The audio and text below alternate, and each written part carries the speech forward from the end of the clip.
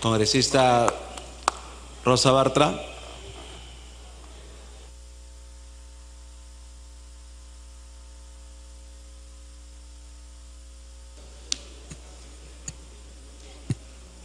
Gracias, presidente. Por su intermedio, mi saludo al presidente del Consejo de Ministros y a todos los ministros que con satisfacción vemos que le han prestado mucha atención al Parlamento.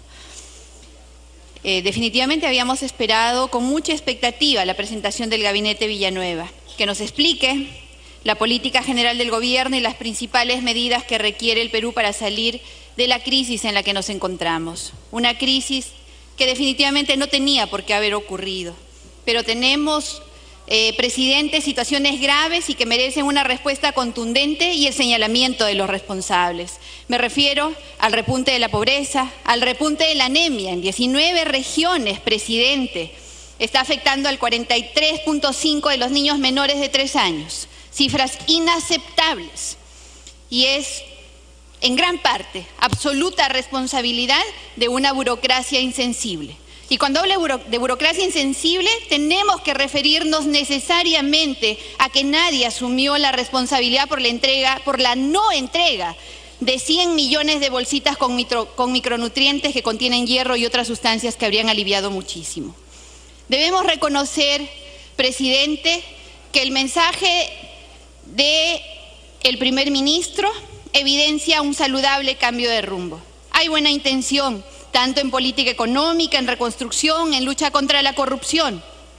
Esperamos voltear la página de un gabinete de lujo con un gabinete que realmente trabaje de la mano de la población. El reto histórico que tiene el señor Villanueva es que dirija un gabinete de la transparencia y de la reconstrucción moral. No tiene ningún otro camino más que ese. Es necesario advertir, sin embargo, que este gabinete tiene que hacer un claro deslinde sobre lo que ha heredado. Que no ocurra como al inicio de la gestión anterior, que unido por el cordón umbilical de los negocios con las empresas brasileñas, no cuestionó, no sinceró la situación del país. Y eso definitivamente pasó factura. El pasado reciente debe quedar para la vergüenza nacional. Merece, por lo tanto, presidente del Consejo de Ministros, por su intermedio, señor presidente, una actitud drástica. ¿Hay responsables? ¿Los ha señalado? ¿O siguen enquistados en la administración pública? Necesitamos que haya un cambio y ese cambio también pasa por el señalamiento y la sanción. Esperamos que nos informe quiénes son los responsables de ese despilfarro en publicidad. ¿Quiénes hicieron autobombo gubernamental bajo el eslogan y clichés que jamás debe repetirse? Señálelo, señor Villanueva. A esta hora ya debe haber exigido la cabeza de todos aquellos que no han respondido a las necesidades del país y que por el contrario se han servido inefablemente de él. Díganos, por ejemplo, ¿qué ha pasado con la llamada Oficina de Cumplimiento de Gobierno e Innovación Sectorial? ¿Cuánto le ha costado al país? ¿Qué resultados ha tenido? ¿Quiénes estuvieron dirigiéndola? Enmendemos el camino, pero enmendémoslo de verdad. ¿A cuánto ascendió el despilfarro del cual han hablado en muchas ocasiones los ministros? Señálelo, dígalo y sancione a los responsables. No se trata de borrón y cuenta nueva. No, señor. Por su intermedio, señor presidente, con los miles de millones que se han perdido en burocracia indolente, en corrupción, en incapacidad, habríamos resuelto muchas de las brechas que tiene nuestro país. Esas brechas en infraestructura educativa, en carreteras, esas que le cuestan la vida diariamente a miles de personas, esas carreteras que cuestan la vida, por ejemplo, a los serumistas, que tienen que desplazarse hasta los lugares más alejados. Necesitamos, señor presidente, que emprenda medidas reales en lucha contra la corrupción. Respete el régimen económico de la Constitución referida a la libre iniciativa. Ese concepto que el Estado no obstruye a las iniciativas privadas, pero estas no dependen del financiamiento del Estado.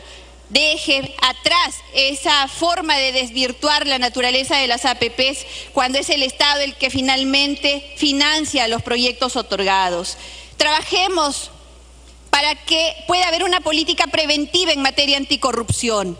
Tenemos legislación para sancionar, no es suficiente. Aprendamos a prevenir. Veamos qué pasa con esos pactos colusorios del más alto nivel. Veamos qué pasa con los arbitrajes. Veamos qué papel están cumpliendo las supervisoras y qué papel cumplen los demás actores. Si no miramos la forma integral en la cual se está moviendo el Estado, no vamos a avanzar mucho. Y el Perú requiere una política preventiva, también en etapa de formación. Señor Ministro de Educación, por su intermedio, señor Presidente, se están recortando las horas de historia, de civismo en los colegios. No podemos formar en valores y de pronto no miramos cómo estamos formando a las futuras generaciones. No abandonemos la educación tecnológica, no hemos escuchado ni una palabra de esto. Y el Perú debe industrializarse, debe generar empleo, debemos cerrar las brechas entre el mercado productivo y la oferta educativa. Es urgente. Estamos licenciando en los institutos, sí, pero a los privados. Miremos a los públicos, porque si no trabajamos para ellos, estamos de espaldas a la realidad y es necesario que en el Perú se tenga empleo. La brecha de informalidad, la brecha de desempleo, sobre todo de desempleo juvenil, es altísima y es vergonzante. Por lo tanto, emprendamos las medidas que nos lleven a construir ese Perú que necesariamente debemos impulsar desde todos los sectores. El Estado, señor Presidente, es uno solo. Y si no trabaja en unidad, si no trabajamos dejando atrás las taras que nos han atrasado, muy poco vamos a avanzar. Que el Ejecutivo, que el Legislativo, que el Poder Judicial hagamos la tarea, pero hagamos la tarea como Estado. De lo contrario, esto va a ser más de lo mismo y esperamos que no sea así. Muchas gracias, presidente. Gracias. Congresista Vieira, 2 minutos. Gracias, presidente. Hay una enorme preocupación, saludo al gabinete y al premier, hay una enorme preocupación en el sector pesquero y en todos los peruanos que respetamos nuestras 200 millas, porque vemos una campaña desde el 2001 hasta la fecha, promovido por la Cancillería y avalado y aprobado por varios congresos de la República desde la época del señor Toledo, el señor García, el señor Humala y también con PPK, de aprobar convenios multilaterales que prácticamente nos someten a la Convención del Mar. Y aquí hago un llamado al premier y al gobierno para que hoy día zanje de que nosotros no vamos a suscribir la Convención del Mar. En otras palabras, nos han querido traficar, meter la Convención del Mar de a poquito, por cucharadas, como por ejemplo un ordenamiento aprobado en el 2011 por la Comisión de Relaciones Exteriores, donde la integraban Javier Díaz-Canseco, la señora Lourdes Alcorta, Cuculiza, Gabriela Pérez del Solar, Natalie Condori, Cecilia Chacón, Carlos Tubino, Carlos Bruz y Manuel Cerillo. Aprobaron disposiciones de ordenación de buques pesqueros en pesca de alta mar, ordenaciones que nos someten a la Convención del Mar. Por eso hay que tener cuidado y que no nos saquen la vuelta, y hago un llamado al gobierno y a este Congreso. Las 200 millas se respetan. Por otro lado, con respecto a la huelga de los pescadores y a esta concesión otorgada por el expresidente Pedro Pablo Kuczynski en un área de 28.000 kilómetros cuadrados, más grande que el espacio marítimo que recuperamos en La Haya, que fue 21.800, para que hagan las prospecciones de hidrocarburos. Esas prospecciones se hacen con detonaciones. Cada minuto, cada 5 minutos detonan explosivos. Con explosivos se espantan a todo ser vivo. Y aparte, con los pasivos de Perú Petro, nosotros podemos tener un plan de contingencia para cualquier tipo de fuga o derrame que pueda suceder, porque en las prospecciones también hay derrame, no es necesariamente la explotación. Entonces, ¿quién nos garantiza eso cuando... Culmine, por favor.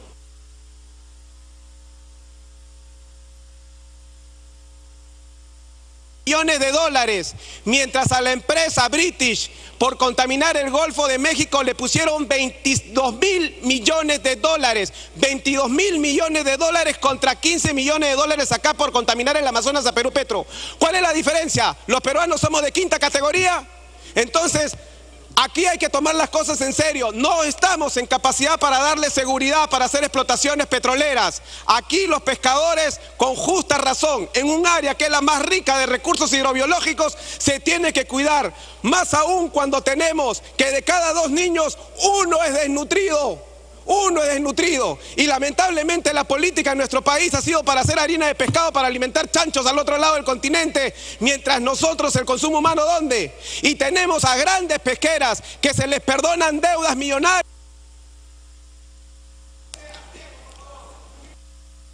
No, señor, 30 segundos le puedo dar porque ya usted, primero, siendo no agrupado, ya sobrepasó el tiempo. Deuda el señor Pedro Lachea a las grandes pesqueras, mientras que la caja de beneficio del pescador no tiene pero ni siquiera 2 millones y las jubiladas están cobrando 6 soles. ¿Ese es el Perú que queremos?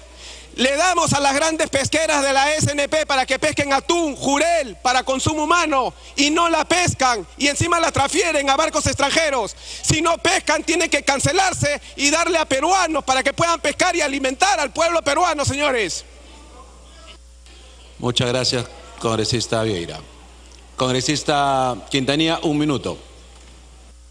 Presidente, nada más para anunciar en esta última intervención a nombre de la bancada de Nuevo Perú que nuestra decisión, después de haber escuchado el debate y haber revisado este proyecto de ley de delegación de facultades, que vamos a votar en contra. Y vamos a votar en contra, señor presidente, porque en el proyecto de ley de delegación de facultades podemos observar claramente que la política económica persiste en solo preocuparse por el lado de las inversiones. Modificar la ley de impuesto a la renta con la finalidad de fomentar la inversión. B, modificar la legislación en materia tributaria y financiera a fin de promover la inversión. En materia de la modalidad de obra por impuestos, también para fomentar la inversión, y esa es una de las modalidades que ha permitido, conjuntamente con esas modalidades de contratación del Estado, de entregarle al sector privado la valorización final de las obras, la corrupción. En segundo lugar, señor presidente, porque también en materia de lucha contra la corrupción,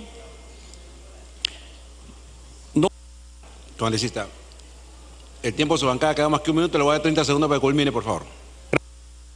Toma la preocupación de derogar los decretos 06 hasta el 010 de este año que entregan nuestros pozos petroleros en condiciones adversas al interés del país.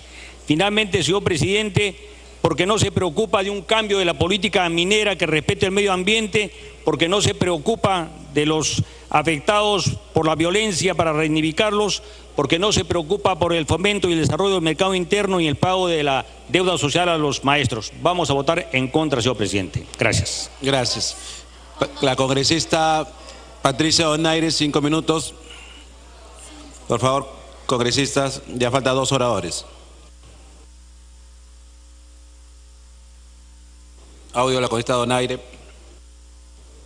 Presidente, me pide 2 minutos de interrupción la congresista Choquehuanca. Congresista Choquehuanca, las 2 interrupciones. Muchas gracias, señor presidente. Voy a ser muy breve. En primer lugar, saludar al premier, a todo su gabinete en pleno y desearles mucho éxito. Bueno, yo solamente quería, ya se ha dicho todo, se han hecho las observaciones que de pronto se debían hacer, pero yo quería dirigirme a través suyo, señor presidente, al ministro de Interior para pedirle que tenga en cuenta algo muy importante. Mediante resolución ministerial 430-2016 del 18 de mayo, el Ministerio del Interior aprobó la actuación del protocolo para la atención y protección de víctimas y testigos de delito de trata de personas. Sin embargo, a la fecha no existe un protocolo de actuación policial en casos de violencia de género que permita reorientar la intervención de la Policía Nacional del Perú, estableciendo lineamientos rectores que provean asistencia y protección adecuada, garantizando los derechos de las víctimas de dicha violencia. Yo exhorto al señor ministro de Interior para que, conforme a sus atribuciones y funciones, se priorice esta expedición del protocolo en coordinación con el Ministerio de la Mujer y Poblaciones Vulnerables.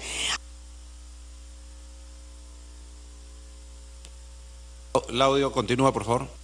Además también, presidente, yo también decirle al Premier que la pequeña y microempresa...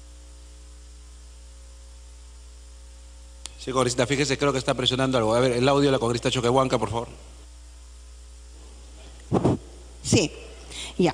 Yo quería también hacerle hincapié al Premier que la pequeña y microempresa en el Perú está muy recesada, hay involución de mercado y está atravesando una situación caótica. No resistiría una promesa del cumplimiento del valor aproximado de 400 millones para realizar las compras PYME de 5 ministerios. Va a institucionalizar las compras del Estado, el programa. Yo le pido que prioricemos este tema y que ojalá esto se pueda cumplir antes de fin de año. Muchas gracias, presidente.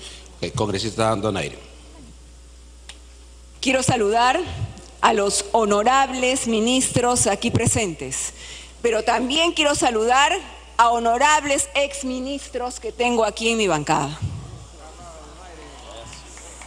Quiero decir, señor presidente, que no quiero pertenecer, como lo dijera el presidente Macron hace unos días, a una generación de sonámbulos, una generación que ha olvidado su pasado. No quiero olvidar el pasado, señor, y el pasado cercano, en el cual un esfuerzo de muchos congresistas por una reforma electoral integral no fue tomado en cuenta. Tengo hoy la esperanza de haber escuchado al Premier decir que las reformas políticas y electorales son una de las tareas que tenemos que asumir con visión de estadistas. Pues asumámosla como visión de estadistas, desprendiéndonos de nuestros intereses particulares. Señor Premier, yo iba a aplaudir en principio el mensaje pro reforma porque entendía que en el pedido de delegación de facultades se venía un paquete de reforma electoral tal y como lo prometió a su bancada el presidente Vizcarra en la reunión que tuvimos. Hay cosas que no pueden ser por delegación, lo aceptamos, pero el paquete principal debió ser un ajuste de pantalones electoral por parte del Poder Ejecutivo. Y eso no hemos visto en el pedido de delegación. Por eso esta bancada va a evaluar el dar o no la delegación de facultades. En cuanto me permiten hablar, he sido generosa escuchándolos.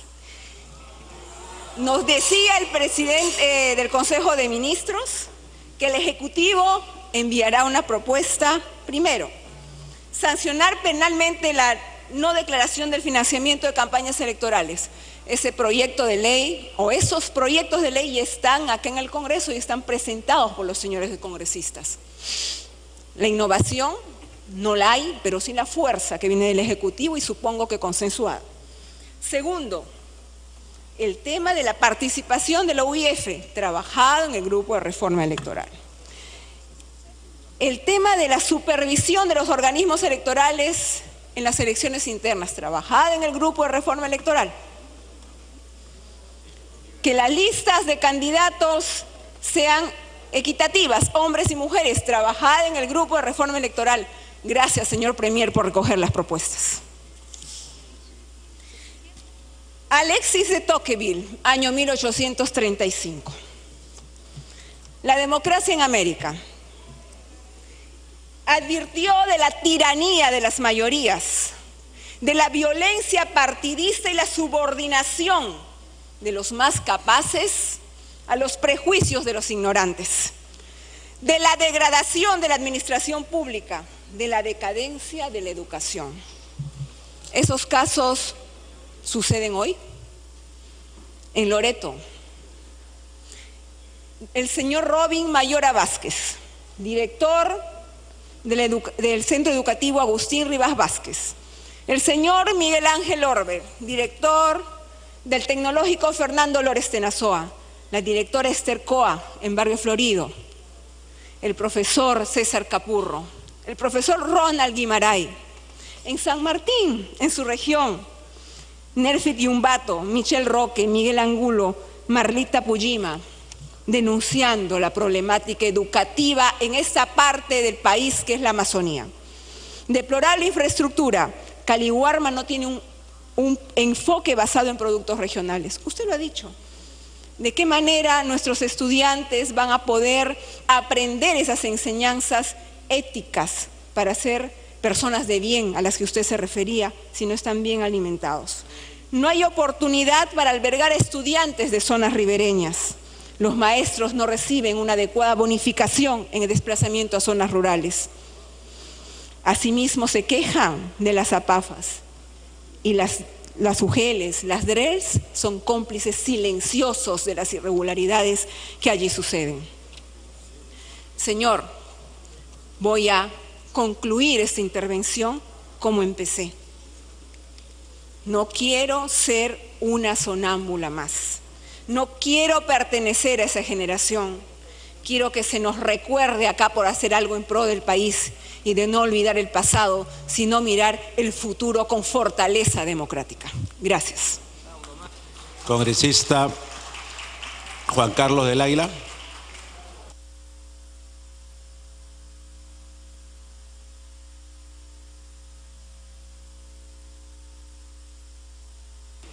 Muchas gracias, presidente. Y como aquí en esta mayoría no hay tiranía ni somos sonámbulos, me pidió una interrupción la congresista Jenny Vilcatoma y el congresista Becerril. Congresista Vilcatoma, la primera interrupción. Muchas gracias, señor presidente. En esta sesión tan importante no podíamos dejar de pronunciarnos respecto a las tantas necesidades de miles de asegurados en E-Salud. Quisiera hacer una exhortación y un pedido frontal a la señora Fiorella Molinelli, nueva titular de esta institución. Lo primero que tiene que hacer, señor presidente, es denunciar todos los actos de corrupción y de las mafias que operan hoy en E-Salud. Las denuncias deben partir de ella, debe ser la primera en denunciar tanto robo que se ha generado en esa institución.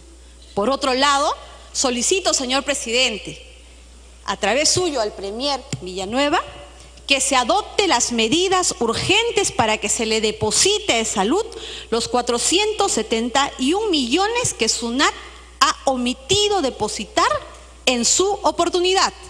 Se ha hecho un planteamiento para que este dinero sea devuelto en 4 años y por cuotas. Señores, E-Salud no tiene hospitales, los pacientes no tienen camas. Señor presidente, le ruego a nombre de los 11 millones de asegurados que ese dinero sea devuelto de inmediato, porque fue dinero descontado que SUNAT por algún acto de corrupción no ha devuelto y esos funcionarios tienen que ser denunciados. Acabó el minuto de interrupción, congresista. El segundo minuto de interrupción, congresista Héctor Becerril.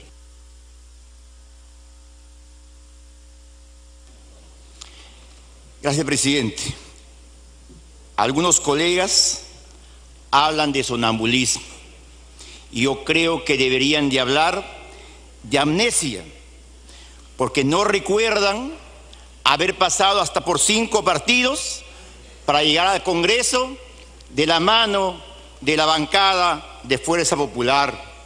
Quienes hablan ahora de una reforma electoral van a legislar acaso sobre la conducta camaleónica de estos pseudos políticos que llegaron al Congreso de la mano de un partido político y acá se volvieron tránsfugas porque les gusta estar cerca del oficialismo y así hablan de amnesia.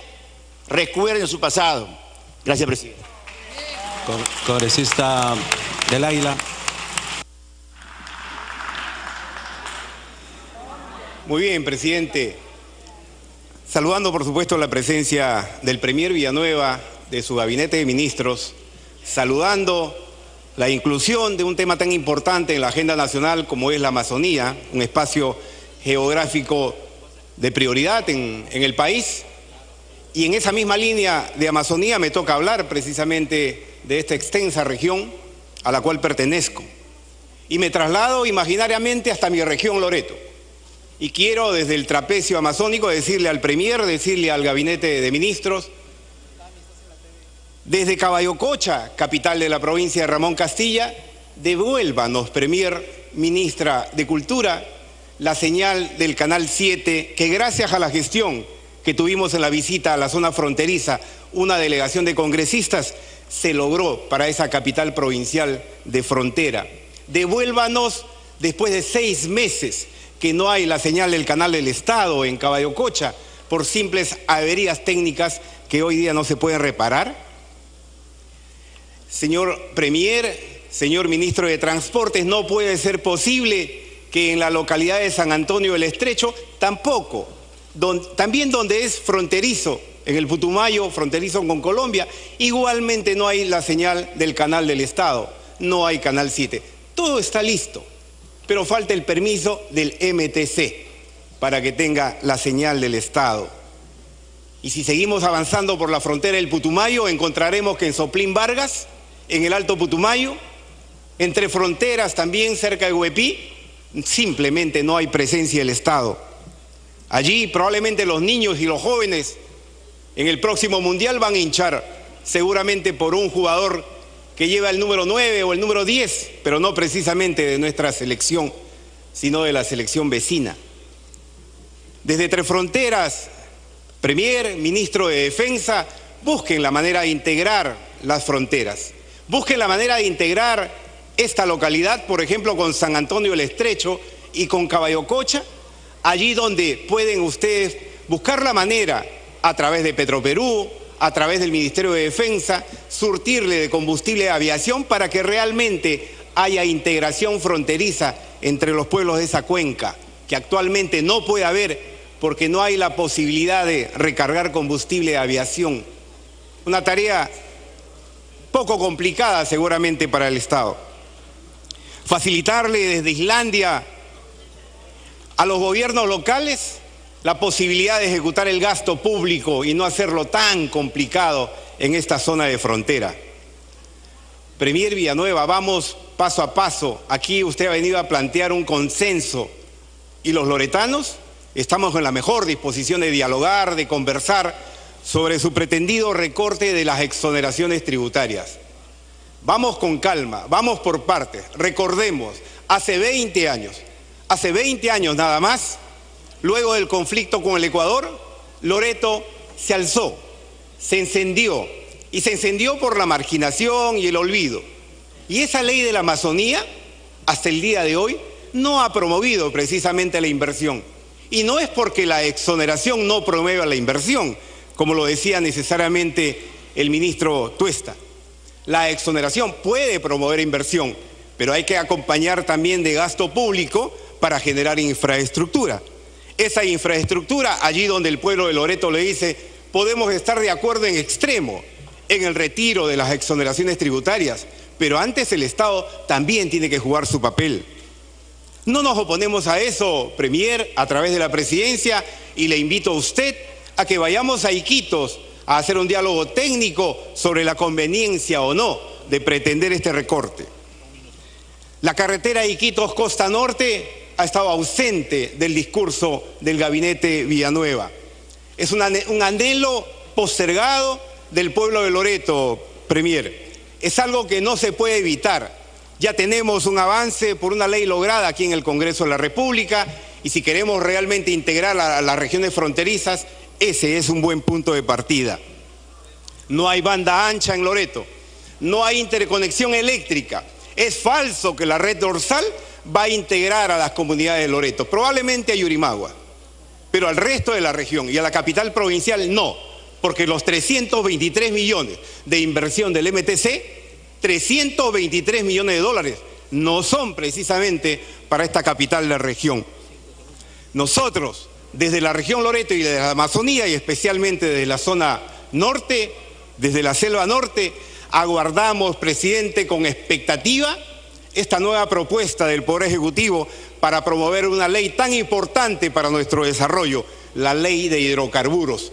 Un proyecto de ley que ha sido presentado aquí a este Congreso y que ha sido mejorado también en la Comisión de Energía y Minas del Congreso.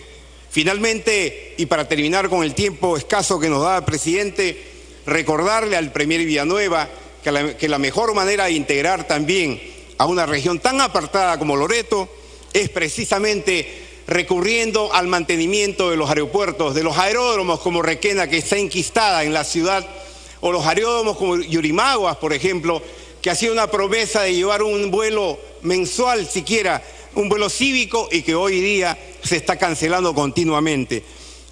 Premier Villanueva y al gabinete le digo, a nombre del pueblo de Loreto, que seguramente esta noche tendrá la confianza, la investidura, pero también ustedes dennos resultados. Muchas gracias. Gracias.